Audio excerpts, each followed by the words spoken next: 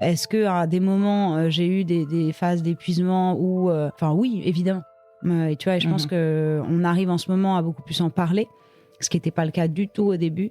Et je trouve ça super parce qu'on rentre dans un entrepreneuriat qui est moins miroir. Enfin, tu vois, un fantasme absolu du jeune en hoodie dans sa cave qui va tout révolutionner en faisant pas grand-chose, quoi. Et donc, je pense que, et notamment quand t'es une femme, c'est compliqué. Quand t'as des enfants, c'est compliqué. Moi, j'ai eu mes 3 enfants pendant que j'entreprenais. Mon associé aussi. Et donc, oui, ça a posé plein de difficultés. On a fait plein d'erreurs.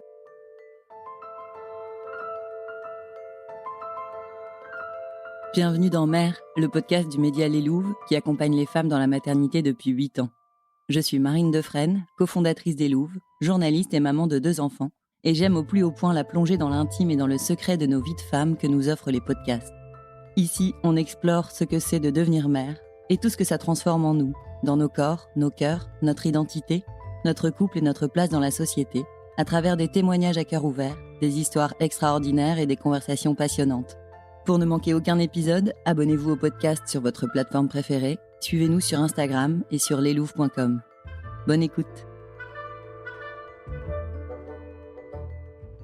Bonjour à toutes. Il y a urgence, c'est évident quand on lit l'essai de Tatiana Jama que je reçois à notre micro aujourd'hui. Il y a urgence à conquérir le monde économique, un monde d'hommes, encore et toujours, les chiffres sont implacables. 95% des dirigeants des grandes entreprises dans le monde sont des hommes. En France, 60% des entreprises du CAC 40 comptent moins de 30% de femmes dans leur comité de direction. Et dans l'investissement, terrain de bataille de Tatiana et de Sista Fund, devinez quelle est la part totale des fonds levés en France par des startups fondées ou dirigées par des femmes. 2%. Même pas un dixième, même pas un pourboire comme l'écrit notre invité. Comment être égal aux hommes si nous restons mineurs économiquement ? Est-ce que l'entrepreneuriat peut être la clé d'une véritable égalité ? Mais si nous décidions toutes d'entreprendre, qui s'occuperait des enfants ?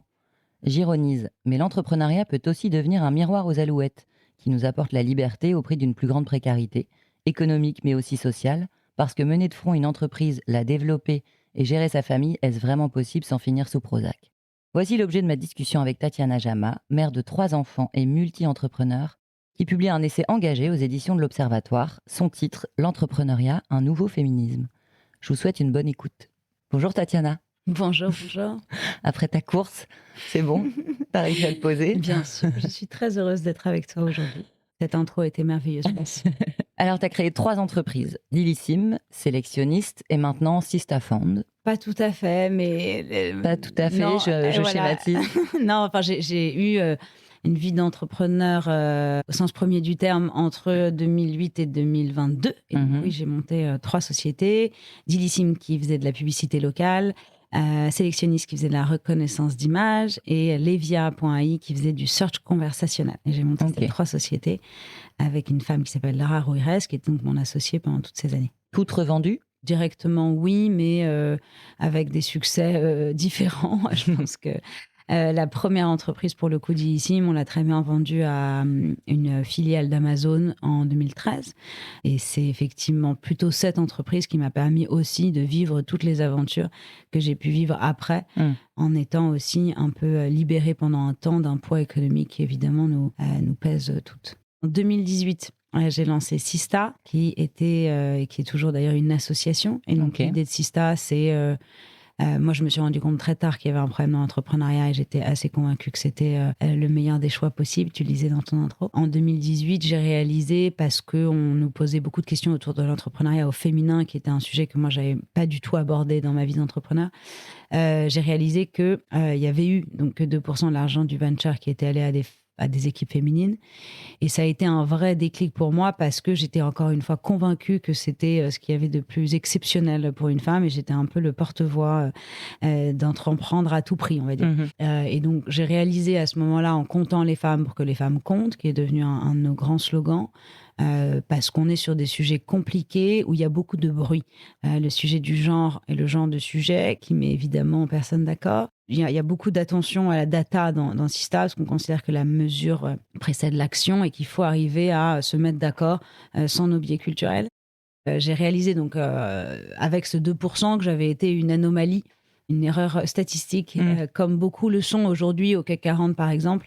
Et c'est assez terrible parce que ça cache le problème. C'est-à-dire que quand il y en a quelques-unes, tu dis, bah, c'est bon, on a la tech, il y a, je sais plus, il y avait Tatiana et Il suffit de Lara, faire il y un avait petit peu de Céline, pub. il y avait, voilà. Puis tu vois, il y a une dizaine de nanas qui se battent en duel. Et puis tu te dis qu'elles existent, sauf qu'en fait, c'est pas vrai. Et c'est le cas aussi au CAC. C'est-à-dire qu'il va y avoir une PDG, même pas une PDG, mais disons, ou des C-level dans des COMEX où tu te dis qu'effectivement, il y a des gens qui y arrivent, alors qu'en fait, encore une fois, c'est des exceptions. Et moi, je pense qu'aujourd'hui, ce qu'il faut arriver à comprendre, c'est à quel point c'est des exceptions et à quel point il faut qu'on devienne la règle. Ce qu'on ne voit pas quand on est spectateur. Exactement. Et c'est vraiment l'objet un peu de Sista, c'est d'arriver à faire émerger une génération de leaders diversifiés. Donc, c'est une association avec une équipe. On a 3 grands pôles. Un pôle entrepreneur où on aide les femmes à lever des fonds. Et on est vraiment focus là-dessus. On fait des cohortes fintech, insurtech, santé. On a une dizaine d'équipes qui sont formées à l'exercice de la levée de fonds et on a levé avec elles 242 millions sur les 2 dernières années. Et à côté de ça, on a un pôle autour de la data. Nous, on essaye à notre petite mesure d'apporter quand même des datas sur ce sujet-là du financement. Des chiffres fiables et objectifs. Les chiffres ne peuvent pas vraiment mentir. Exactement. L'idée, encore une fois, c'est vraiment d'annuler le souk à opinion compliqué. Et donc ça, c'est Sista. Et Sista, donc, moi, j'en suis la cofondatrice, la présidente. Mais à côté de ça, il y a une société de gestion qui s'appelle Sunshine, qui a un fonds qui s'appelle Sista Fund. Et donc, avec Sista Fund, on lève un fonds de 100 millions pour financer des équipes femmes et paritaires. Et j'ai commencé il y a 2 ans. Et aujourd'hui, on a investi dans 8 sociétés. Et c'est vraiment assez exceptionnel parce que moi, ce que je voulais faire avec ce fonds, c'est arriver à prouver d'un point de vue financier que les femmes entrepreneurs sont un asset. Je sais que c'est un peu bizarre, mais sont un asset exceptionnel et qu'on n'a pas besoin d'aide dans le sens où je trouve qu'on parle énormément de mentorship, de programmes pour les femmes, alors que globalement, elles sont tout aussi ambitieuses que les hommes. Elles ont juste besoin d'argent comme tout le monde. Voilà, parce que c'est un monde un peu particulier. Et donc j'avoue qu'au fur et à mesure des années d'entrepreneuriat et aussi de Sista, je me suis dit, non, mais en fait, c'est absurde. Enfin, il faut que je le fasse juste parce que je sais que c'est vrai. Tu parlais de justement ce côté monomaniaque. Est-ce que tu t'es jamais épuisée dans ces jobs, surtout dans la tech? Enfin, c'est quand même, on compte pas le temps et le temps n'a plus beaucoup de valeur quand on doit développer des projets tech. Je suis épuisée, enfin évidemment. Je pense que je me couche désespérée, épuisée, je me lève terriblement anxieuse. Non, terriblement heureuse d'aborder le problème de la journée. C'est très bizarre, mais en gros, oui, l'entrepreneuriat c'est terriblement fatigant. Pas que d'ailleurs, enfin les autres métiers aussi, mais tu vois, je pense qu'il y a une dimension 360 qui est très compliquée à gérer. Et donc, est-ce que à des moments j'ai eu des phases d'épuisement ou, enfin oui, évidemment. Et tu vois, je pense qu'on arrive en ce moment à beaucoup plus en parler, ce qui n'était pas le cas du tout au début. Et je trouve ça super parce qu'on rentre dans un entrepreneuriat qui est moins miroir. Enfin, tu vois, un fantasme absolu du jeune en hoodie dans sa cave qui va tout révolutionner en faisant pas grand-chose, quoi. Et donc, je pense que, et notamment quand tu es une femme, c'est compliqué. Quand tu as des enfants, c'est compliqué. Moi, j'ai eu mes 3 enfants pendant que j'entreprenais. Mon associé aussi. Et donc, oui, ça a posé plein de difficultés. On a fait plein d'erreurs. J'aimerais bien que tu me parles de tes erreurs parce que tu parles dans ton livre de cette notion d'échec qui n'est pas assez mise en valeur, mais moi, je les ai pas vus, tes échecs, là, donc j'aimerais bien savoir. Ouais. Je pense que c'est des échecs tout au long de la vie qui font que c'est un rapport à l'échec et à la réussite qui est très personnel aussi. Moi, j'ai pas vraiment de problème à me planter, enfin, ça n'a jamais été un sujet. Je suis allée d'échec en échec avec le même enthousiasme. Et donc, j'avoue que quand je vois des entrepreneurs se remettre complètement en cause sur des difficultés dans la boîte, des difficultés avec leurs associés, des difficultés aussi pour la fin d'histoire. Enfin, il y a beaucoup de liquidations et c'est des moments très, très difficiles, évidemment, quand on a consacré autant de temps. Mais j'avoue que moi, j'ai un rapport un peu différent à tout ça, dans le sens où vraiment, tu vois, par exemple, je pense qu'on a très mal géré nos maternités. Alors, je sais pas si c'est un échec ou pas. Tu vois, mais globalement, c'est un fait. Je sais plus si j'en parle dans le bouquin, mais je crois que oui, à un moment donné, avec Lara, on n'a pas vraiment pris de congé. Enfin, on rebossait et on a traîné des fatigues terribles et on n'assumait pas du tout le fait d'être enceinte parce qu'on avait trop peur que déjà on avait du mal à lever. Donc, si en plus ils voyaient qu'on était enceinte, ouais. Donc, on avait mis en place un système un peu bizarre qui était qu'on avait un poncho. Et donc, en gros, quand on allait pitcher, il y a un poncho, ça se voyait pas. Et puis, on a la chance la chance ou j'en sais rien, mais en gros, c'était toujours, on arrivait toujours un peu avant les rendez-vous et puis quand on était assis en premier avec les ponchos, personne ne réalisait quoi. Jamais je referais ça aujourd'hui, c'est une catastrophe de ne pas assumer le fait d'être enceinte, de ne pas assumer vis-à-vis de l'extérieur, vis-à-vis de tes équipes. Tu vois, c'est un rôle modèle pourri. C'est-à-dire que à un moment donné, te dire que tu dois te cacher pour lever ou pour signer un contrat, enfin, c'est absurde et j'ai honte. Mais si vous l'avez fait, c'est peut-être parce que la Parce qu'on réalité était avait, là. bien sûr, mais tu vois ce que je veux dire, c'est juste que moi, j'ai fait 1000 choses pour survivre. Tu vois, j'ai été dans une logique vraiment pendant très longtemps de oh là là, comment on passe entre les gouttes. Ok, je vais aller là, donc comment je fais pour y arriver, sans vraiment avoir conscience de plein de choses. Et donc encore une fois, sur ça, par exemple.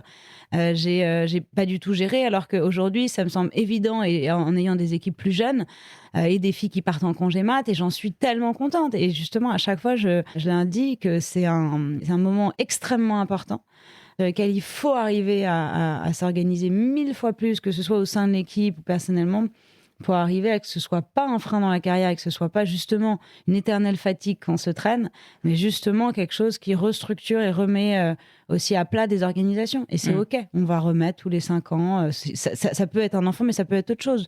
Dans plein de moments de vie, on remet à plat des organisations.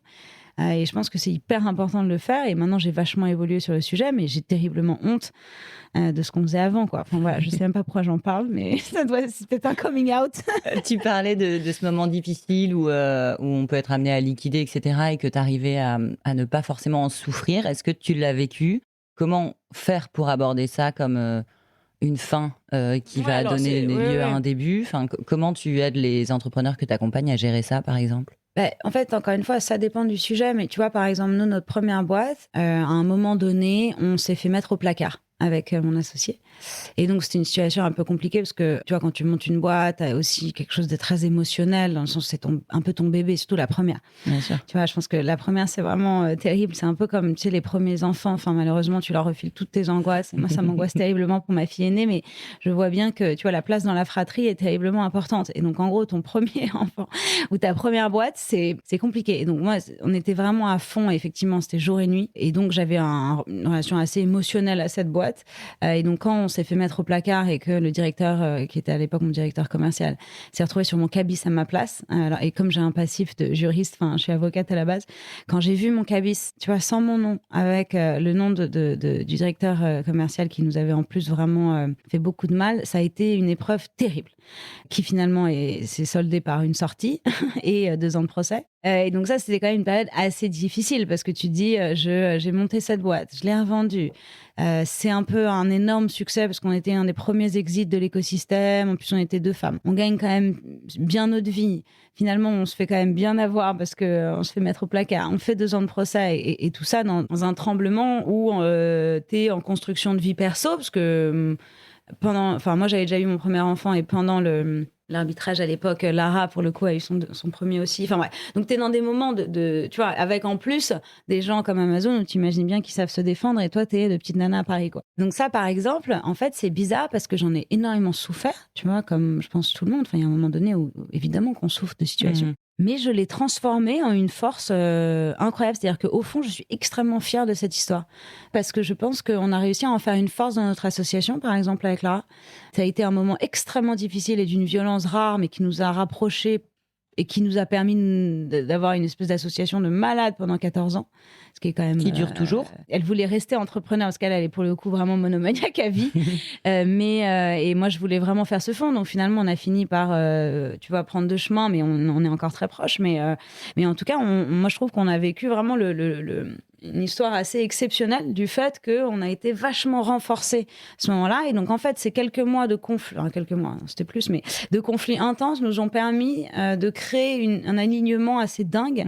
Puis moi aussi, de réapprendre tout, dans le sens de réapprendre à manager, de réapprendre... Enfin, tu vois, c'est des moments où tu te poses effectivement énormément de questions. Donc, je pense que ça a été un peu un reboot, où finalement, je me suis dit, mais en fait, plus jamais ça. Enfin, je veux dire, évidemment, et j'avais encore terriblement envie d'entreprendre. Et d'ailleurs, j'ai toujours autant envie d'entreprendre. Mais encore une fois, ça m'a permis juste de reboot et de me sentir plus forte aujourd'hui pour affronter ces difficultés. Alors justement, est-ce que tu as l'impression que les femmes sont moins présentes dans les levées de fonds ou qu'elles lèvent moins de fonds parce que peut-être elles ont un rapport au risque qui est différent des hommes? Oui, bah, clairement, il y a un sujet de secteur évident, qui est qu'aujourd'hui, on est dans un secteur.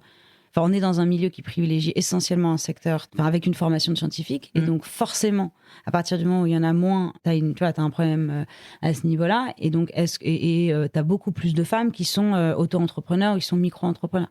Et même quand tu vois tout ce qui se passe autour du microcrédit, c'est hyper intéressant parce que c'est principalement les femmes qui vont les chercher et qui les remboursent en premier d'ailleurs. Est-ce qu'on les voit moins? Évidemment, on les voit moins. Est-ce qu'elles sont moins financées? Évidemment. Enfin, les chiffres le montrent. On parlait de 2%. Globalement, ça va un peu mieux sur les équipes mixtes, donc les équipes paritaires qui, pour le coup, lèvent plus de fonds et ça va de mieux en mieux. Et ça, je trouve ça hyper rassurant parce que moi, c'est vraiment mon cœur de cible dans le sens où ce qui performe, c'est la diversité de parcours, la diversité de background et la diversité de genre et de profil. Et donc, globalement, si tu n'as que des femmes ou que des hommes de l'autre, ça ne va pas le faire. Et donc, c'est encourageant.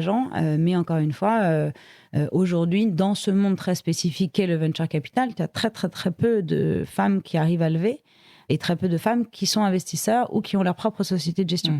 Tu vois, on est aujourd'hui le plus gros fonds avec un critère genre en Europe, ce qui est quand même un peu fou. Enfin, moi, je trouve ça fou à partir du moment où tu as quand même 25 milliards qui sont investis qu'en France chaque année. Est-ce que tu vois encore les biais qui t'empêcheraient de débarquer avec ton gros ventre pour un pitch de levée de fonds? Est-ce que c'est quand même en train de bouger, ce monde de la finance, ou est-ce qu'on est quand même encore sur...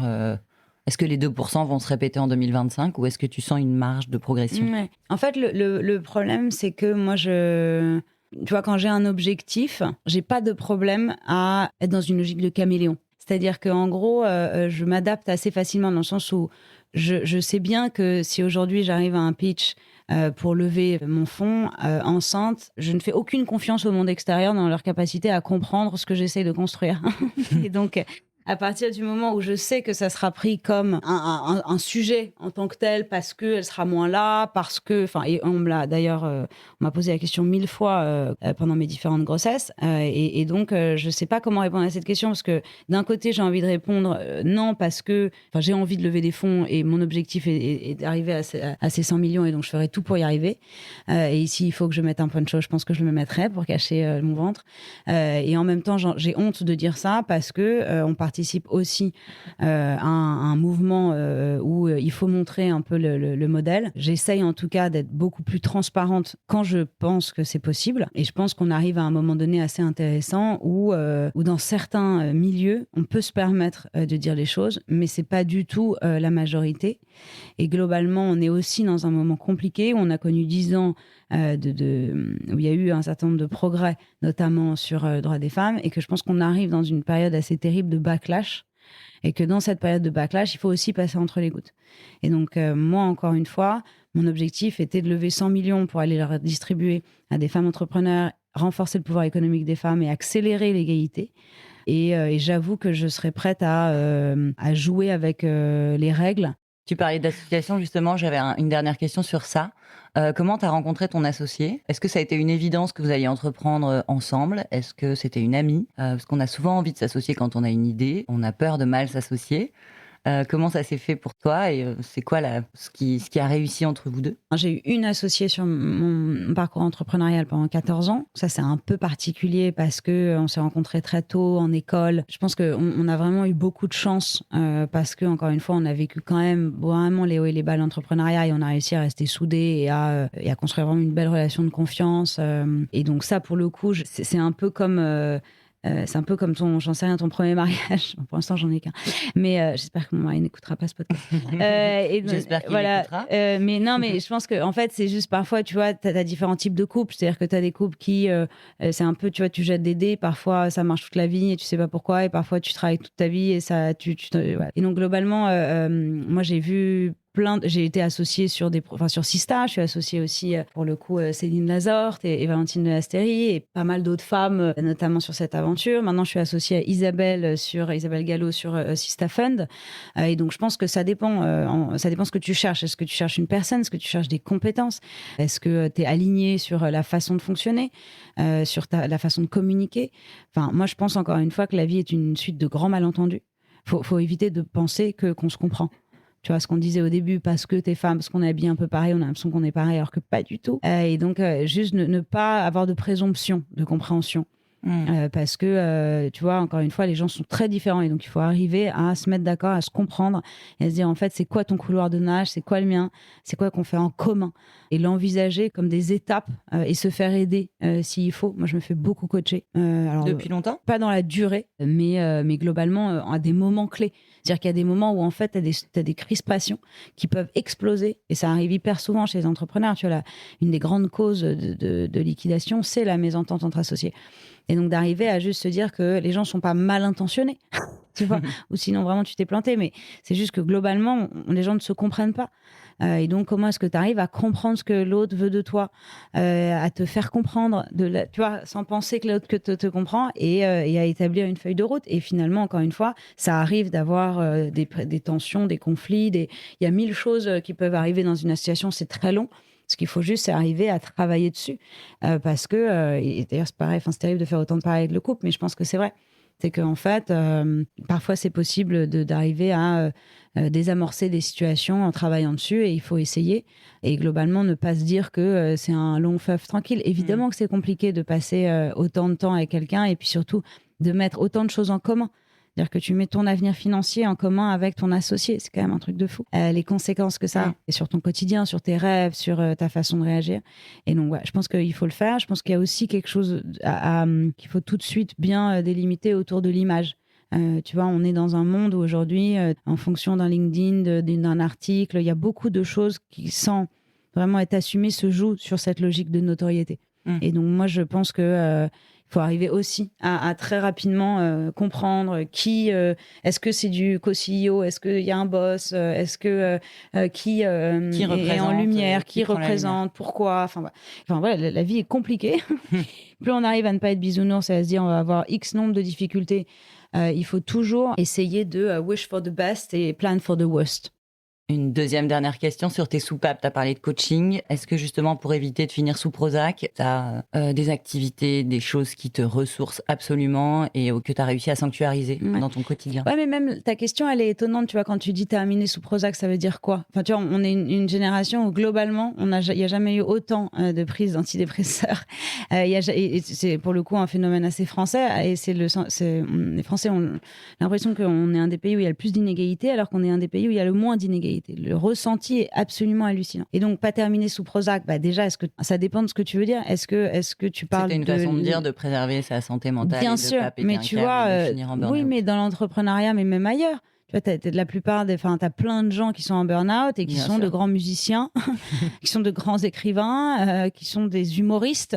Et donc, globalement, on est dans une société de burn-out. C'est pas que les entrepreneurs. Dans tous les milieux, les gens sont en burn-out et souffrent terriblement d'un point de vue santé mentale. Et donc, comment est-ce qu'on fait ?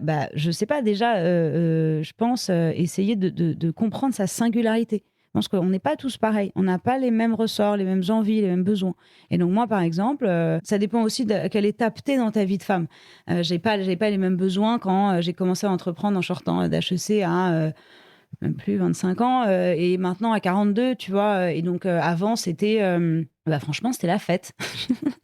Tu vois, avant, le fait de faire la fête, de voir mes amis, d'être dans une joie était un truc qui était très important pour moi.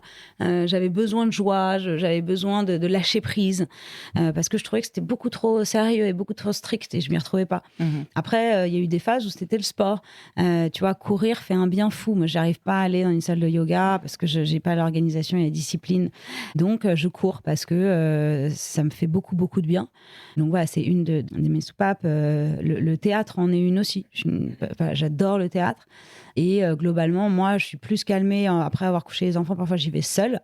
Et j'y vais franchement en pyjama. Enfin, c'est un peu bizarre, mais voilà. Et c'est mon truc où, en fait, quand à 21h, je suis dans une salle de spectacle, je ressens, tu vois, le début d'une pièce, tu vois, c'est un truc où je me dis waouh, c'est quand même complètement dingue la vie et ça me fait un bien de fou. Voilà, et donc chacun en fait, et mes enfants maintenant aujourd'hui aussi, mais ils sont aussi épuisants et donc ça dépend des jours. Parfois ils sont épuisants, parfois ils me font un bien fou. Mais donc je pense qu'il faut s'écouter. On est notre pire ennemi. Alors c'est vraiment la phrase à la con, mais c'est vraiment vrai. C'est-à-dire que globalement, ton burn-out, c'est ton emprise sur toi-même. Ça qui est horrible, c'est qu'on se crée nos propres quand même burn-out. Il y a des emprises extérieures, évidemment, qui sont des situations extrêmement complexes.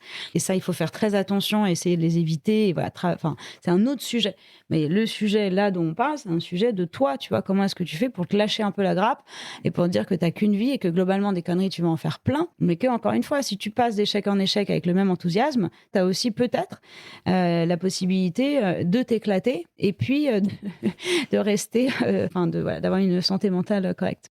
Merci Tatiana. Donc, je redonne le titre de ton livre qui s'appelle L'entrepreneuriat, un nouveau féminisme, publié aux éditions de l'Observatoire, et on peut te suivre sur les comptes de Sista et Sista Fund et suivre toute la progression de cette affaire-là. Merci beaucoup. Merci. Merci.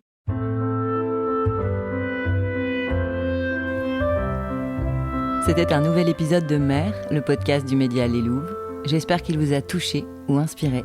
Si vous aimez notre podcast, soutenez-le sur votre plateforme d'écoute avec quelques étoiles et un commentaire qui nous aideront à produire encore plus d'épisodes. À bientôt sur Les Louves et merci pour votre fidélité.